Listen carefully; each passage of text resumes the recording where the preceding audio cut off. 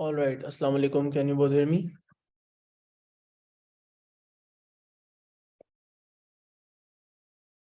आवाज आ रही मेरे बेटा?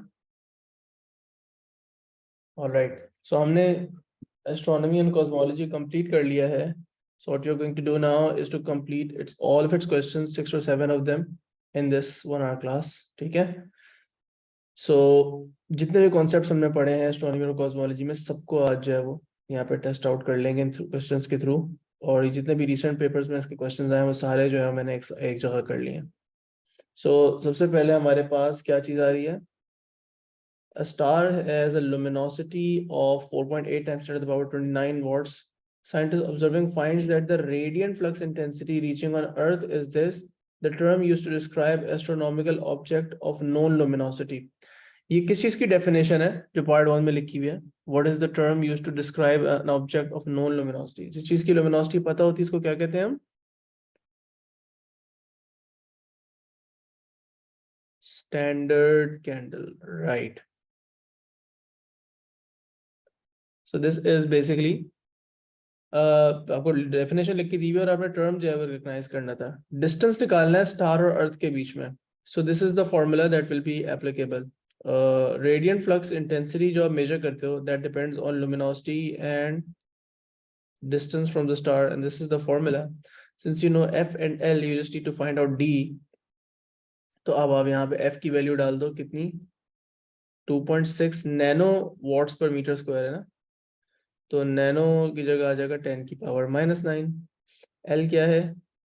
4.8 टाइम्स 10 टू द पावर 29 और यहाँ पे आ जाएगा 4 pi D square. So you will rearrange and solve for D and let's see D की वैल्यू क्या आती है. ठीक है, तो यहाँ पे आ जाएगा 4.8 टाइम्स 10 टू द पावर 29. नीचे कर दूंगा 4 और पाई और 2.6 टाइम्स 10 टू द पावर -9. फिर उसके बाद में स्क्वायर रूट ले लूंगा और d की वैल्यू आ जाएगी मेरे पास 3.83. So I just take it as 3.8 times 10 to the power 18 metres.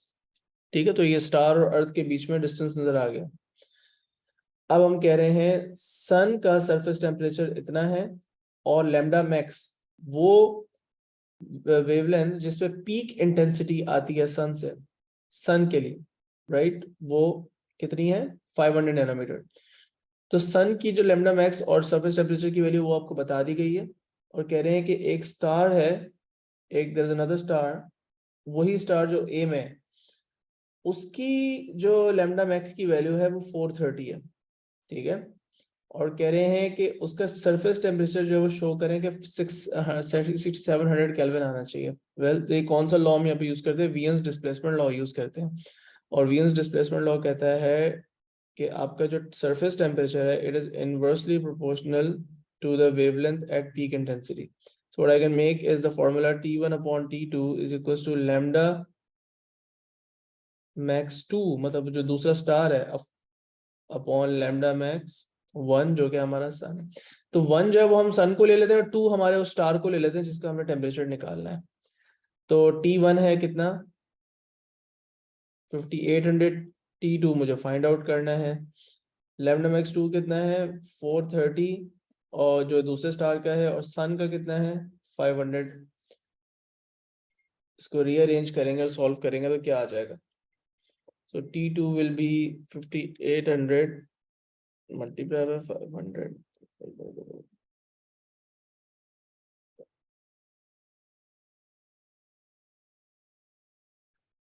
तो हमने इसको रीअरेंज करके सॉल्व किया तो हमारे पास आंसर आ रहा है 6744, जो कि ऑब्वियसली राउंड ऑफ होके क्या बन जाएगा? 2 सिग्निफिकेंट फिगर में 6700 केल्विन ही बन जाएगा. ठीक है, अब वो कह रहे हैं कि ये इंफॉर्मेशन ए और B2 में जो इंफॉर्मेशन है, ए में क्या इंफॉर्मेशन है आपके पास? यहाँ पे आपके पास लुमिनोसिटी है, आपके पास रेडिएंट फ्लक्स इंटेंसिटी है, आपके पास डिस्टेंस है.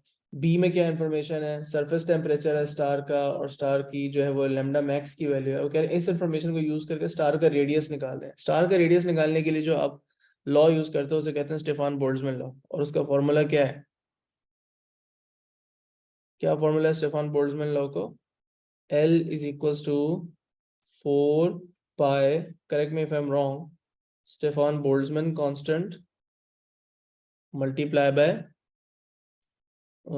इसके आगे क्या था, Stefan Boltzmann constant multiply by R square और टी की पावर 4, इज दैट राइट? यही फॉर्मूला है। तो इस फॉर्मूला को हम यूज करेंगे और हम उसके बाद आगे जो है वो अपना आंसर निकाल लेंगे। अब मुझे सारी चीजों की एक एक करके वैल्यू बता दो, स्पेशली स्टेफान बोल्ट्जमैन कांस्टेंट की क्या वैल्यू है वो बता दो। हमारे पास डेटा में ऑब्वियसली स्टेफान बोल्ट्जमैन कांस्टेंट की वैल्यू लिखी हुई होती है। सो स्टेफान बोल्ट्जमैन कांस्टेंट की क्या वैल्यू होती है? I think 5.76 times 10 to the power -8 होती है, if I am not wrong. अच्छा, मुझे एल यहाँ पे पता है। सबसे पहले एल से स्टार्ट करते हैं। मेरे स्टार की लुमिनोसिटी कितनी है बेटा? ये मेरे स्टार की लुमिनोसिटी है। पहले तो यहाँ पे ये लिखा जाएगा 4 पाई। स्टेफान बोल्ट्जमैन कांस्टेंट की वैल्यू क्या थी? 5.67। ये आपको डेटा में गिवन होती, times 10 to the power -8। I hope कि ये सही है। अच्छा, रेडियस ऑफ द स्टार तो आपने निकालना है, राइट? तो ये आर स्क्वायर अननोन है। Surface temperature of the star 6700 है, 6700, लेकिन उसकी पावर 4 यहाँ पे आप लगाओगे, ये आपको पता है ऑलरेडी। अब आप इसको रीअरेंज करो और सॉल्व करो एंड देखो आपका आंसर क्या आता है। सो सब चीजें लेफ्ट साइड पे चली जाएंगी, बस आर स्क्वायर राइट साइड पे आ जाएगा। तो एल को ऊपर रखा, नीचे 4 और पाई आ गया, 5.67 टाइम्स 10 टू द पावर -8 आ गया।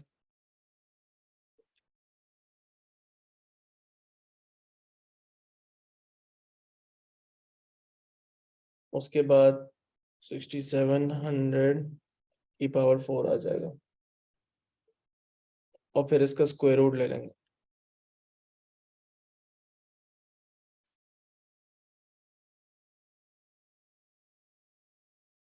मेरे पास आंसर आ रहा है 1.8 times 10 to the power 10 star के रेडियस। ठीक है, तो पहला क्वेश्चन हमारा हो गया। अगला क्वेश्चन देखो, कंटिन्यू करो, बस इसको हम इसको सॉल्व करते हैं। Just read the question, do the first couple of parts. मैं अभी करवा रहा हूँ, just give me a second.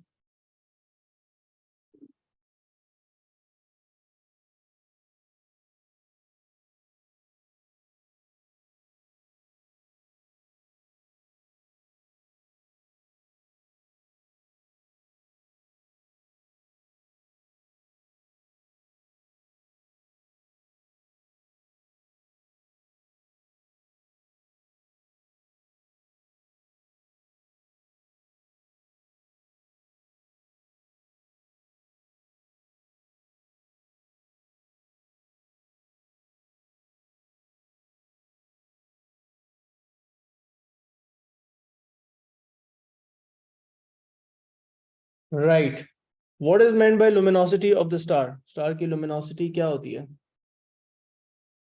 Total power emitted by the star, right? Star में से जो टोटल एनर्जी या टोटल एनर्जी पर सेकंड निकल रही है, जो टोटल पावर स्टार में से एमिट हो रही है, उसे हम कहते हैं स्टार की लुमिनोसिटी। ठीक है, अच्छा जी, चलें चलें आगे चलें। उसके बाद क्या है? द लुमिनोसिटी ऑफ द सन, सन की लुमिनोसिटी इतनी है और कह रहे हैं डिस्टेंस सन और अर्थ के बीच में इतना है। सो एल दिया हुआ, डी दिया हुआ, आपको कह रहे हैं कि आप बता सकते हैं कि रेडिएंट फ्लक्स इंटेंसिटी अर्थ पे कितनी मेजर होगी, और साथ में यूनिट भी दे सकते हैं आप। वेल, इंटेंसिटी का तो यूनिट होता है वॉट्स पर मीटर स्क्वायर। पहली बात तो ये, इंटेंसिटी का फॉर्मूला होता है L/4πd²। क्योंकि एल और डी पता है तो आप यहाँ पे इसको निकाल लो।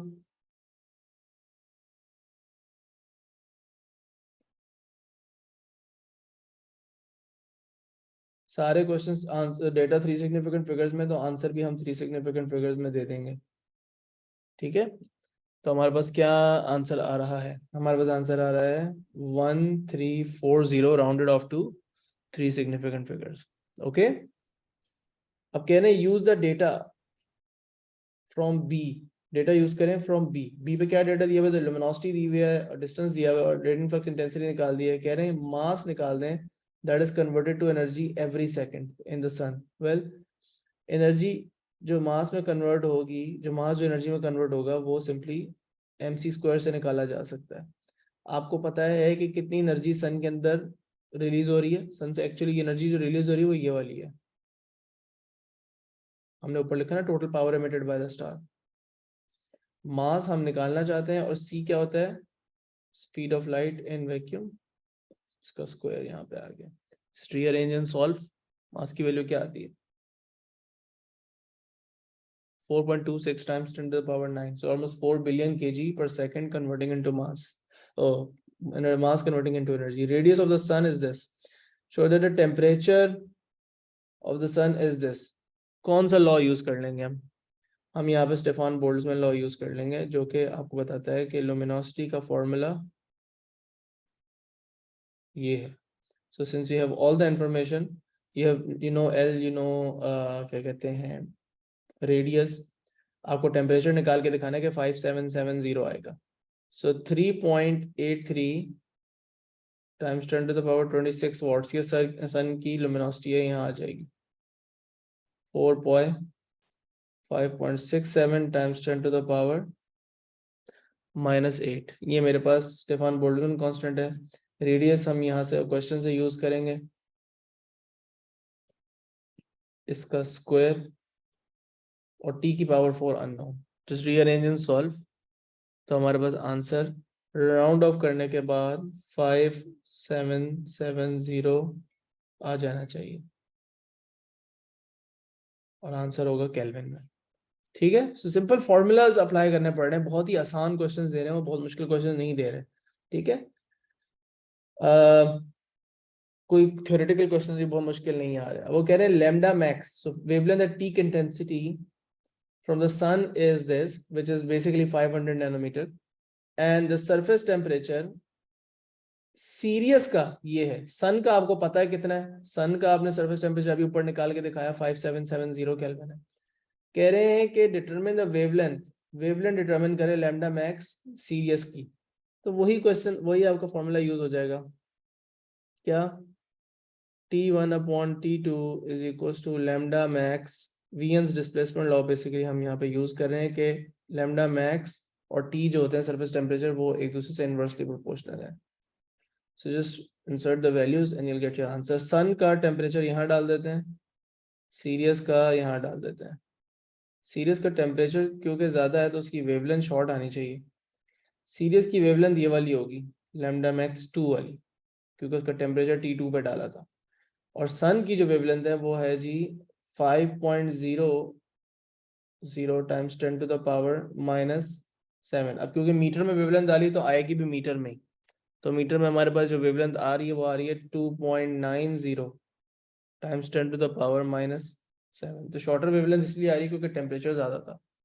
Alright, all clear, let's move on and do this question, which is from May June 2022. State Wien's displacement law. Wien's displacement law क्या कहता है? Surface temperature, surface thermodynamic temperature लिख दो बेशक, क्योंकि केल्विन में होता है ना।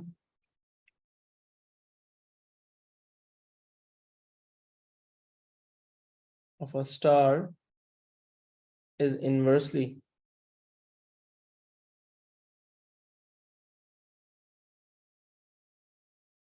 proportional to wavelength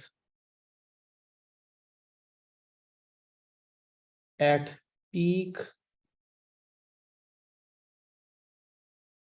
intensity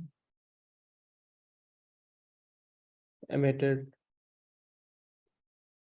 from the star। तो अभी जो फॉर्मूला हमने फॉर्मूला अप्लाई किया था उसी को हम क्या कर रहे हैं, उसकी फॉर्मूला को यहाँ पे स्टेट कर दिया। अब ये ग्राफ के थ्रू ही हमने ये फॉर्मूला समझा था। वो कह रहे हैं कि इलेक्ट्रोमैग्नेटिक रेडिएशन की और उसकी जो रेट ऑफ इमिशन है, बेसिकली जो इंटेंसिटी है और जो लैम्डा है, उनका डेटा दिया हुआ है दो स्टार्स का, स्टार ए और स्टार बी का।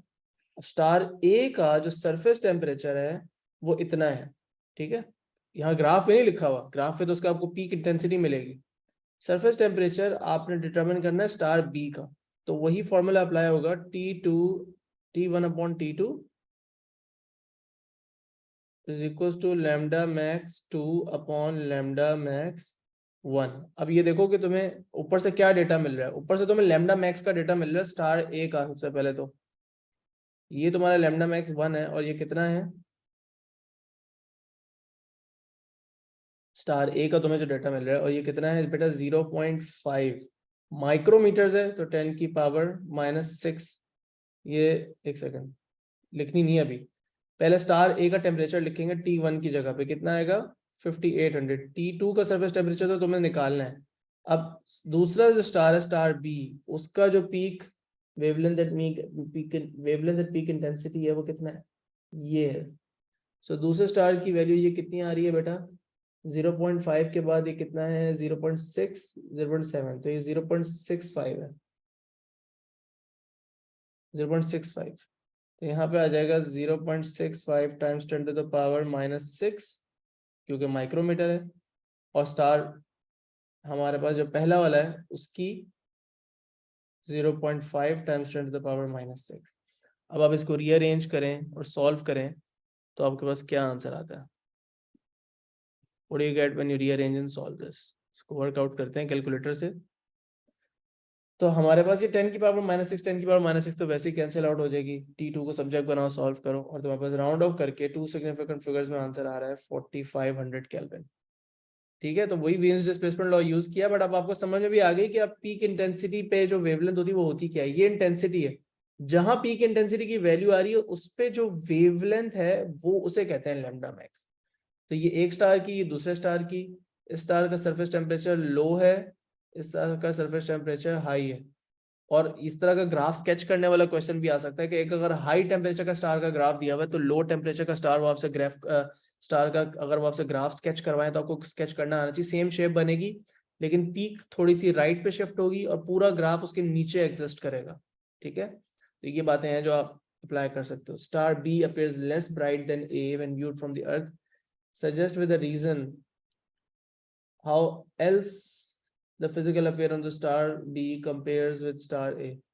तो कह रहे हैं कि स्टार बी जो है वो कम ब्राइट नजर आ रहा है। ठीक है, लेकिन इसके अलावा वो ये भी कह रहे हैं कि रीजन के साथ साथ ये भी बताएं कि स्टार बी की अपीयरेंस में और क्या फर्क आ सकता है। अब जरा ऊपर जाओ, पिछले सवाल को ही देख लो। स्टार ए का जो टेम्परेचर है वो कितना है 5800 केल्विन, ये हॉटर है, ये हॉटर है। और हमारा जो स्टार बी है वो थोड़ा सा कंपैरेटिवली कोल्डर है। तो if something is colder in terms of temperature, surface temperature, what does it look like? Does it seem more bluish or does it seem more reddish? उससे ज्यादा वेवलेंथ, उसकी जो पीक इंटेंसिटी पे wavelength होती है वो लॉन्गर होती है, तो it appears more reddish compared to what? D appears reddish compared to A and A would appear a bit more bluish compared to B. I'm not saying कि red color का नजर आएगा, but towards the red end of the spectrum होगा B की जो wavelength compared to A। हमने already देख लिया कि उसकी peak intensity wavelength पे ज्यादा होती है। Why? वजह भी बता देंगे with a reason, because B is hotter, sorry B is colder, so its lambda max, वो जो हम ऑलरेडी ऊपर डेटा में देख चुके हैं, is longer, so longer wavelength, that's why reddish. ठीक है, what is meant by redshift? Redshift का मतलब क्या होता है? ऑब्जर्व्ड वेवलेंथ जो होती है, डॉपलर रेडशिफ्ट है सर में इसका पूरा नाम है, तो डॉपलर इफेक्ट को ही आपने जो है वो एसेंशियली कंसिडर करना है। Observed wavelength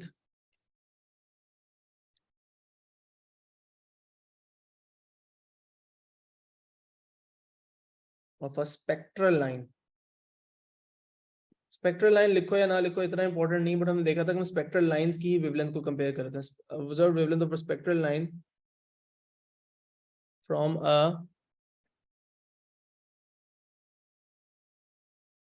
star moving away is longer right, यही इंपॉर्टेंट बात है. Observe wavelength is longer from a star that is moving away compared to a stationary source, same spectral line. Stationary source की same वही spectral line, वही same emission spectra या absorption spectra थोड़ा सा left की तरफ होगा, और मूविंग सोर्स का जो मूव अवे कर रही है वो थोड़ा सा राइट की तरफ होगा. Obviously we have seen them with the help of diagrams and everything. और अभी एक क्वेश्चन भी आएगा रेडशिफ्ट से रिलेटेड जिसकी कैलकुलेशन है. How cosmologist are able to determine the light has undergone redshift. कैसे पता चलता है? अब वो अच्छा, ऊपर वाली बात मैंने ऊपर थोड़ा ज्यादा एक्सप्लेन कर दिया, अब उसी बात को जरा यहाँ पे हम लिख देते हैं. तो हम देखते हैं, हम ये लिखेंगे कि भाई स्टार का स्पेक्ट्रम देखते हैं. ठीक है, पहले एक रेफरेंस स्टार से स्पेक्ट्रल लाइंस कहाँ पे देखी जाती हैं? Are first observed from a stationary source like sun. ठीक है, then the same, एक मिनट, फ्रॉम इतनी सोर्सेस स्पेक्ट्रम लिख देते हैं. एमिशन या एब्जॉर्प्शन दोनों लिख सकते हो, मैं खाली स्पेक्ट्रम का वर्ड यूज कर रहा हूँ. Which could be the sun. Then the same spectral lines are observed from the spectrum of a distant star, right? वो कह रहे हैं how would the scientist know कि ये रेड शिफ्ट हुआ हुआ है. तो हम बताएंगे the spectral lines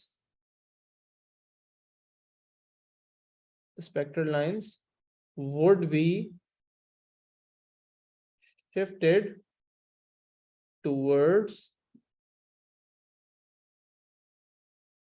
longer wavelengths. पूरा हमने एक्सप्लेन कर दिया ए से जी, कोई रूम फॉर एरर या कोई एम्बिग्युइटी नहीं छोड़ी, पूरा एक्सप्लेन कर दिया.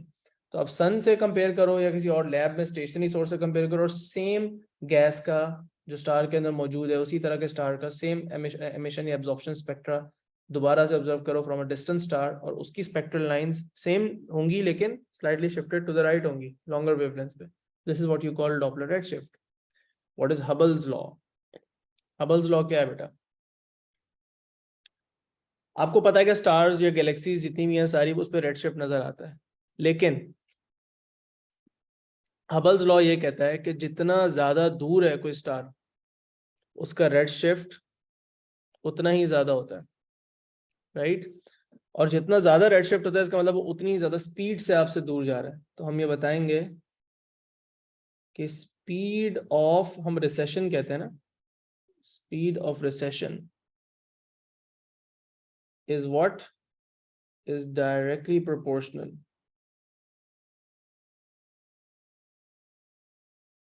To the distance of the galaxy. लिख लो या स्टार लिख लो, गैलेक्सी लिख देते हैं ज्यादा बेहतर है. Distance of the galaxy from earth मत लिखो, फ्रॉम द ऑब्जर्वर लिखो, बिकॉज आप पूरे यूनिवर्स में कहीं और से भी ऑब्जर्व कर सकते हो. फ्रॉम द ऑब्जर्वर, इसका फॉर्मूला क्या है? v is equals to Hubble's constant into d. ठीक है, अब वो कह रहे हैं explain how cosmologist use observations of emission spectra from stars to determine galaxy the universe is expanding. तो पहले बात तो हम यही किस्म की बात लिखेंगे, यही रेडशिफ्ट वाला पॉइंट एक्सप्लेन करेंगे, but with less detail, because अब हमें एक्सपेंशन वाला पॉइंट भी ऐड करना है उसमें. तो हम बताएंगे कि वेवलेंथ जो होती है स्पेक्ट्रल लाइंस की वो रेड शिफ्टेड होती है, लॉन्गर होती है. Wavelength of spectral lines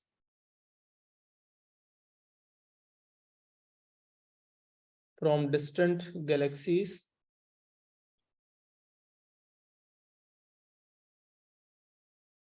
are red shifted. और यू कुड से लॉन्गर। मतलब रेड शिफ्ट का मतलब भी बता दो। Compare to what? Compare to a stationary source.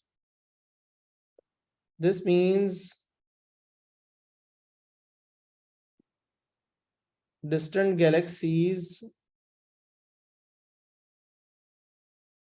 are moving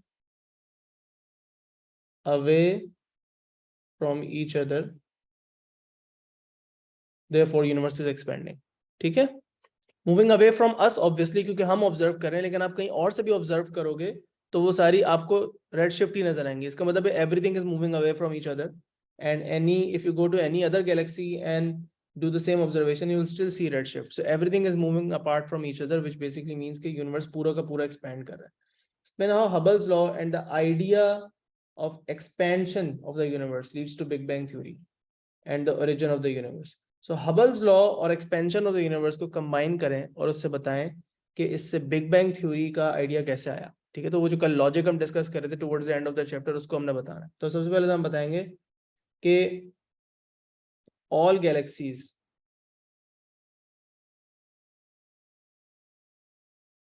या all parts of the universe are moving away from each other। तो हम यहाँ कह सकते हैं all galaxies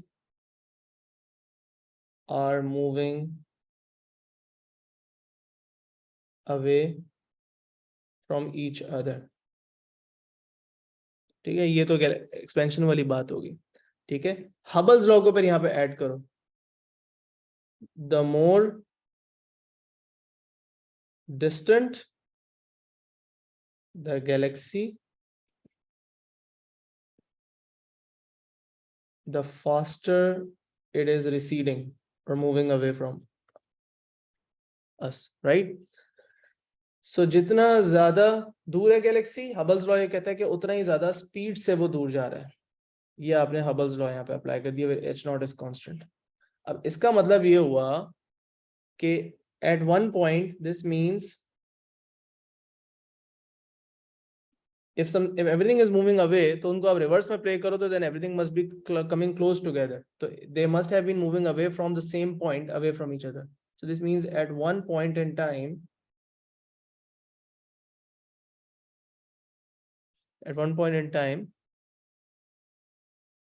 all matter must have been very close together। और origin of the universe के बारे में हमने क्या पढ़ा था कि in a very hot and dense state, right?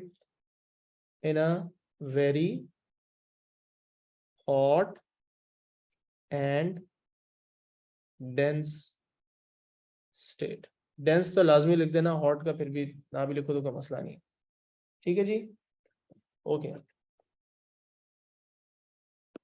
Let's move on. I think last question रह गया हमारे पास, 2 क्वेश्चन रह गए, जल्दी से कर लेते हैं। अब हमारे पास ये वाला क्वेश्चन है, इसको देख लेते हैं। What is meant by luminosity? हमें पता है कि टोटल पावर होती है, ये तो रिपीट होंगे अब डेफिनेशन सारे। टोटल पावर, रेड शिफ्ट की डेफिनेशन, लुमिनोसिटी की डेफिनेशन, स्टैंडर्ड कैंडल की डेफिनेशन, रेडियंट फ्लक्स इंटेंसिटी की डेफिनेशन, क्या है, डॉपलर रेड शिफ्ट है, और क्या चीजें हैं, इन सब चीजों की डेफिनेशन आपको याद होनी चाहिए। ठीक है, फिर लॉज सारे याद होने चाहिए, means displacement law, Stefan Boltzmann law, और कौन सा लॉ था, हबल्स लॉ, जितने भी लॉज हैं आपको याद होने चाहिए। So total power emitted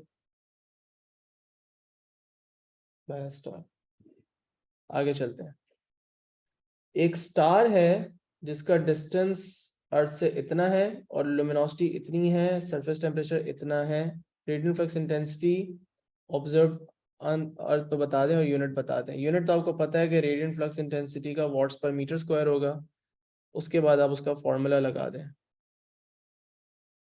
so you have the value of L and you have the value of distance as well।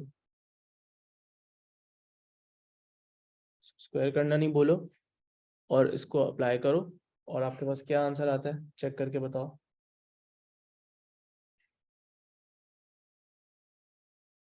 Right. तो हमारे पास यहाँ पे आंसर आ जाएगा 1.2 तो नहीं, 1.18 3 सिग्निफिकेंट फिगर्स में लिख देते हैं, क्योंकि हमारे पास सारी डेटा जो है वो 3 सिग्निफिकेंट फिगर्स में, तो हम आंसर भी 3 सिग्निफिकेंट फिगर्स में लिख देंगे। टाइम्स 10⁻⁻7 वॉट्स पर मीटर स्क्वायर। ठीक है। स्टार का रेडियस डिटरमिन करें। अब रेडियस डिटरमिन करना होता है तो आप स्टेफान बोल्ट्जमैन लॉ लगा देते हो। Stefan Boltzmann constant r² T⁴। L पता है, L कितना है 9.86 टाइम्स 10⁻27। यहाँ पे आ जाएगा 4 पाई, यहाँ पे आ जाएगा 5.67 टाइम्स 10⁻⁻8। r², या अपने r² को अननोन रखना है, और T⁴ 9830 ये यहाँ चला जाएगा। अब आप रीअरेंज करें और सॉल्व करें तो रेडियस आ जाता है 1.22 टाइम्स 10⁻9 मीटर्स। ये स्टार का हमें साइज पता चल गया। अब वो कह रहे हैं how surface temperature may be determined from wavelength spectrum of the light from a star। अब जिस तरह आपने पूरा तरीका बताया था कि क्या कहते हैं, आप रेड शिफ्ट का किस तरह एक्सप्लेन करते हो, पूरा प्रोसीजर, जैसे कि एक रेफरेंस लेते हो स्टार, और फिर उसका जो है वो स्पेक्ट्रल लाइन देखते हो, फिर मूविंग सोर्स का देखते हो, फिर उसका स्पेक्ट्रल लाइन देखते हो, उसमें आपको लॉन्गर वेवलेंथ नजर आती है। इसी तरह यहाँ पे भी आप एक्सप्लेन करोगे कि आप वहां पे स्पेक्ट्रल लाइंस देखते हो, यहाँ पे आप स्पेक्ट्रम वाला ग्राफ देखते हो इंटेंसिटी वर्सेस वेवलेंथ का। So what you going to say, you going to say कि वेवलेंथ एट पीक इंटेंसिटी, जिसे आप लैम्डा मैक्स कहते हो, पहले वो आप लो एक रेफरेंस स्टार का, ठीक है, लिखो wavelength at peak intensity is measured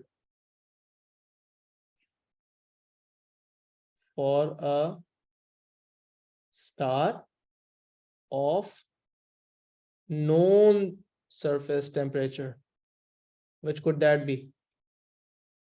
कौन सा स्टार है जिसके बारे में हमारे पास तकरीबन सारी इंफॉर्मेशन होती है, like the sun. So you know कि उसकी पीक लैम्डा मैक्स 500 नैनोमीटर होती है, उसका टेम्परेचर तकरीबन 5770 केल्विन होता है। ठीक है। Then you do the same thing but with the star जिसका अब आपको use surface temperature find out करना है। देन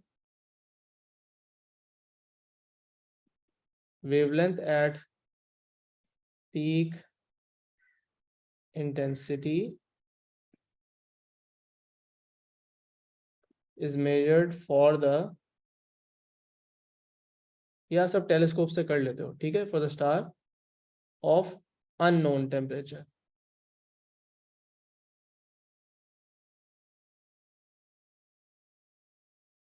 उसके बाद कौन सा लॉ यूज करते हो, आप यूज करते हो वीएन्स डिस्प्लेसमेंट लॉ। तो यू यूज वीएन्स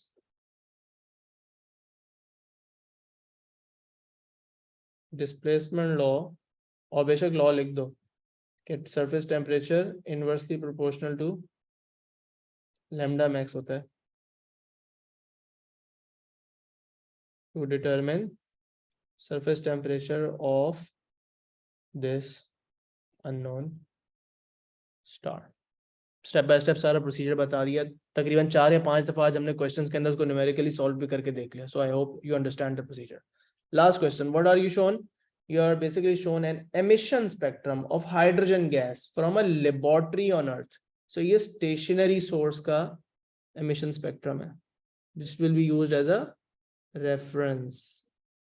Stationary source के एक और एग्जाम्पल क्या है, सन से अक्सर दे देते हैं। स्टेशनरी सोर्स से आपको एक एमिशन स्पेक्ट्रम मिल रहा है हाइड्रोजन गैस का, और ये जो नंबर्स हैं ये आपकी वेवलेंथ है नैनोमीटर्स में, याद रखना।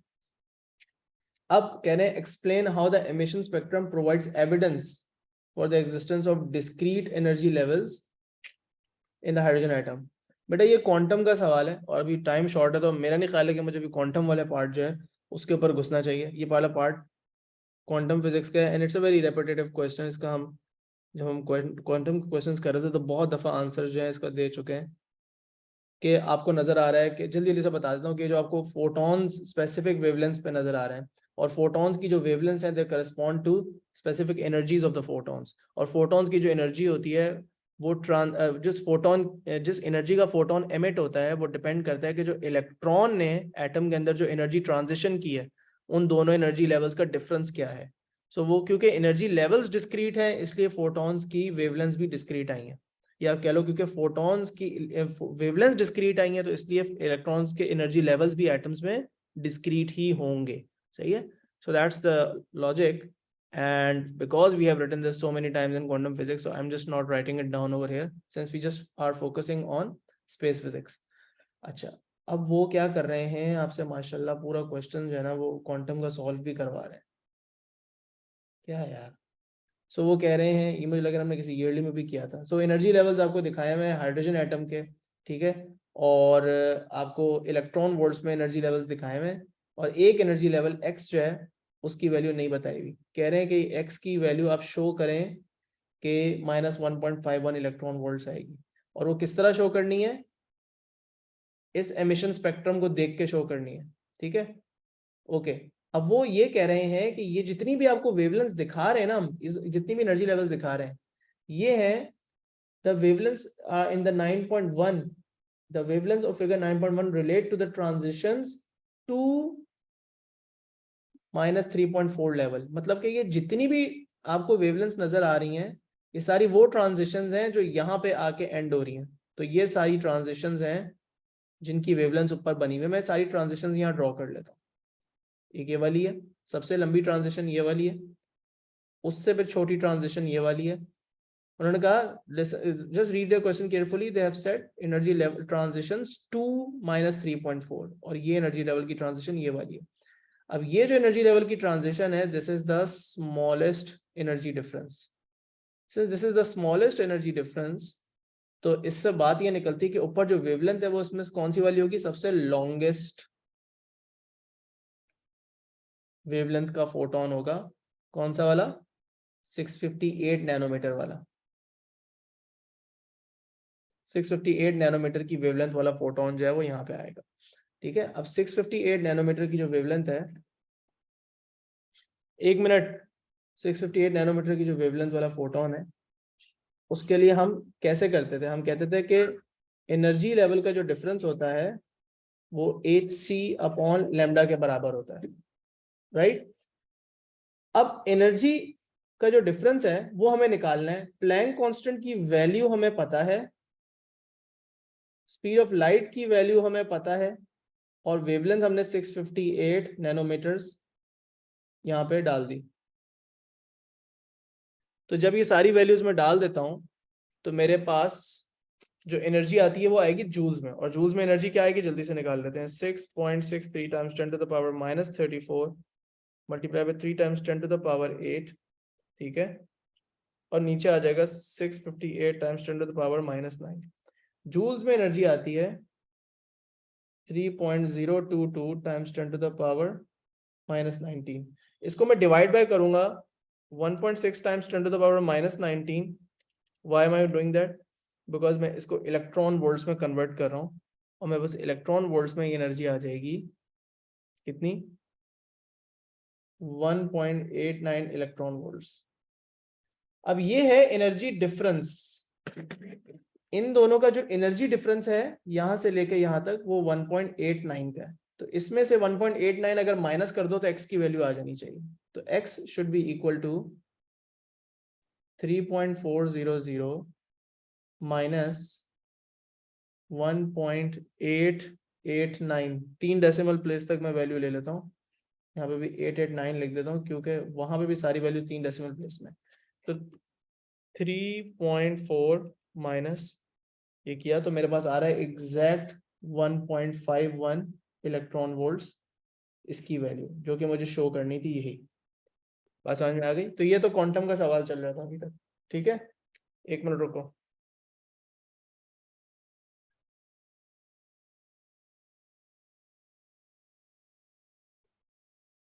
अब वो कह रहे हैं कि same part of the emission spectrum, वही सेम एमिशन स्पेक्ट्रम हाइड्रोजन का, but this time is light from stars in a distant Galaxy से.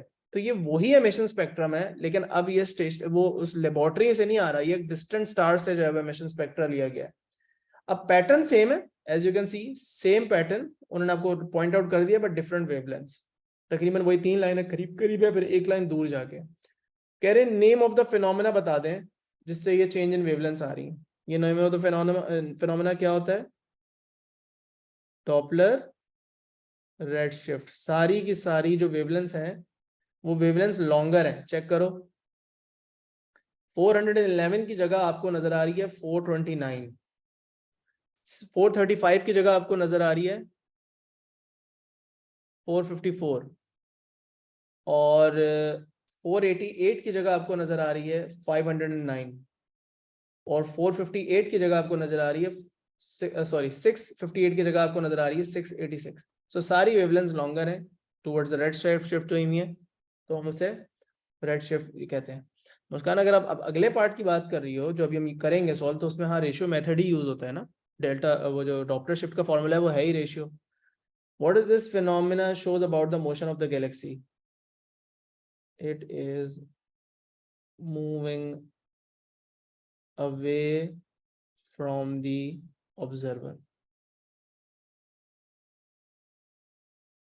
अब I am not quite sure what you are saying, but मुझे WhatsApp कर दो अपनी query. मैं जो है वो लाजमी ट्राई करूंगा कि आज नहीं तो रात तक रिप्लाई कर दूं, क्योंकि अभी मैं क्लास खत्म करके फौरन इफ्तारी के लिए जाने की जगह पे।